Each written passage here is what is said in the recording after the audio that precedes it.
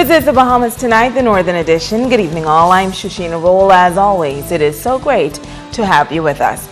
Topping news, a political upset in the halls of Parliament today as 7 sitting members of the Free National Movement moved a vote of no confidence in opposition leader Dr. Hubert Minnis. A letter was sent to the Governor General to have Minnis's appointment revoked. It was also requested that the Long Island MP Loretta Butler Turner replace him as leader. It was the second letter drafted to oust Minnis. The first was written earlier this year. The MPs involved are Nico Grant, Loretta Butler Turner, Hubert Chipman, Richard Lightbourne, Theo Neely, Dr. Andre Rollins, and Edison Key. Now, more details will come in the national report. The United Democratic Party, led by MP for Marcos City, Greg Moss, has merged with the People's Movement. They have announced that they plan to field candidates for all constituencies in the upcoming elections. Now, Moss will serve as leader. Veteran unionist and president of the Bahamas Public Services Union, John Pinder, will serve as interim deputy leader of the party. The United Democratic Party was formed in June of last year after Moss resigned as a member of the governing Progressive Liberal Party. Area Vice President of the Bahamas Union of Teachers, Quintin LaRota, has been elected unopposed as the 4th Vice President of the National Congress of Trade Unions in the Bahamas. In an interview with ZNS News, LaRota says he is excited about the opportunity to serve in such a capacity. The NCTUB is the umbrella union. We have 2 umbrella unions in the Bahamas, the TUC and the NCTUB. But the NCTUB is recognized by the government as the official umbrella union and the voice of labor for the country. And so they promote union activities. They coordinate all the various unions under one group to fight for common causes so that the workers can get the maximum benefits from the union that's possible. LaRota believes his elected position is significant to Grand Bahama. Well, for Grand Bahama, what it means is that the kind of leadership in the organization that I brought to the BUT. I could work with the other union leaders and presidents here to bring that to the rest of Grand Bahama. And the Northern Bahamas on the whole. The BUT has a union personnel in every school in the Northern Bahamas.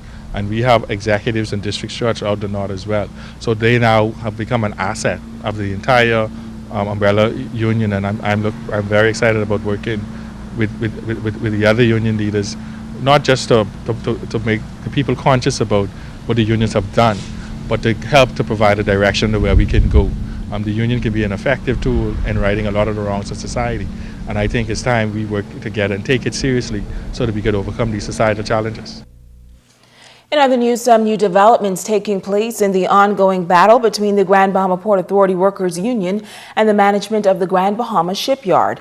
ZNS News has learned that 2 officers from the Labor Department out of New Providence traveled to Grand Bahama this past weekend to conduct an investigation into claims of unfair dismissals and management alleged disrespect of the government and the country's labor laws.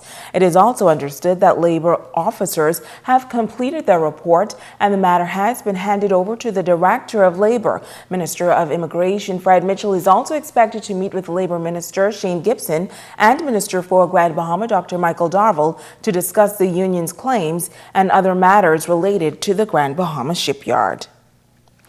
In other news, a local youth leader is speaking out against the apparent increase in violent crime in Grand Bahama. Leader of Reach Out Ministry is admonishing young men to focus on positive activities and steer clear of criminal behavior. Megan Shepard reports. When a person could kill a person in broad daylight, it's sending a clear message that these young men, the perpetrator, whoever they are, do not care. Founder of Reach Out Youth Organization, Dudley Said, calling the recent spike in murders on Grand Bahama alarming. Said says that anyone who makes the decision to take a life is simply a coward. He says life has to have more meaning and is making a strong appeal. I can remember back in the early 80s when I was involved in those kind of activities, and God spared my life. So I want to tell that young man who have a gun, who deciding to kill another person, your life is precious. God didn't bring you in this earth to be killing. Killing can be just like going to a fast food restaurant, and this was going on throughout this country.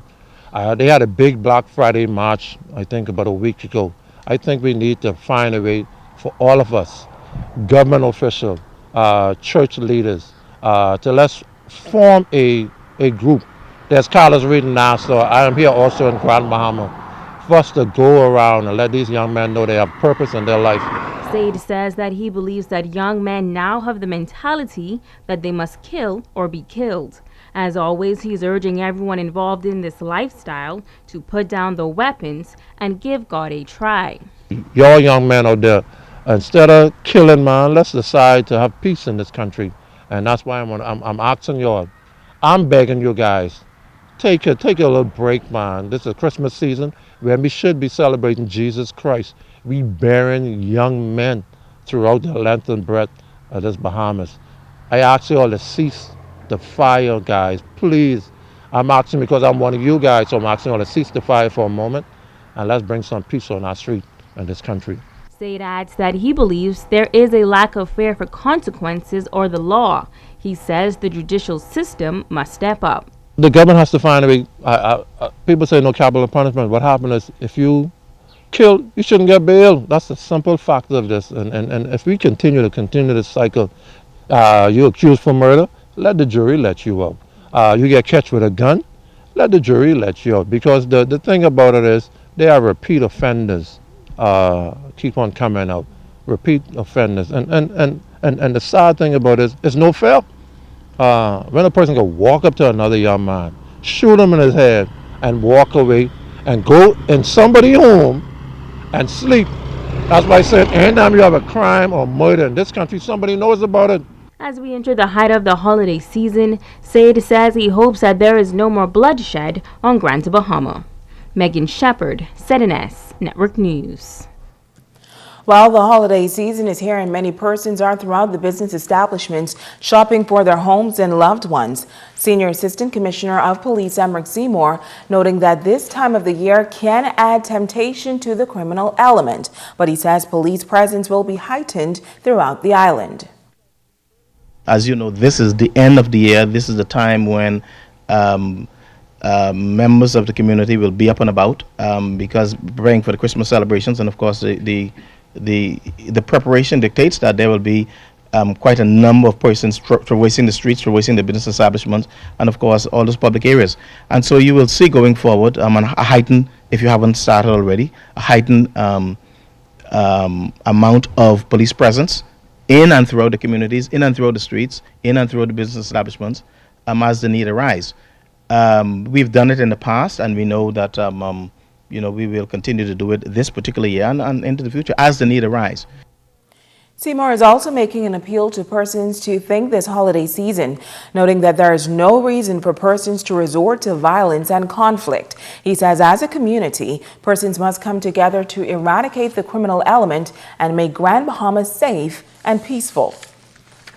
If you have a grievance with another individual, there are ways to resolve your differences other than violence, resorting to violence.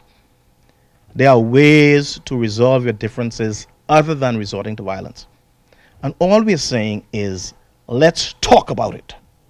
Let's talk about it, because once a life is lost, we cannot bring that individual or that person back. And so we want you to think before you act. Think before you act. Stay with us, there's more news right after this.